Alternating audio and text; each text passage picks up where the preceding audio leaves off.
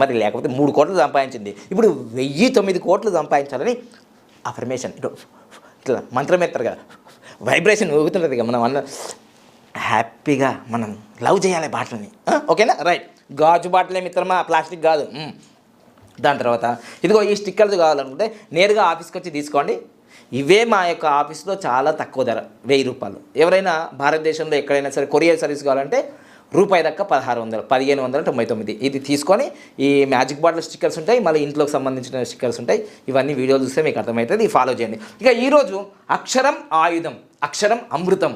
అక్షరమే ఈ ప్రపంచంలోనే జీవితాంతం కాదు, ఈ సృష్టినంత వరకు ఉండిపోతుంది. అర్థమైందా?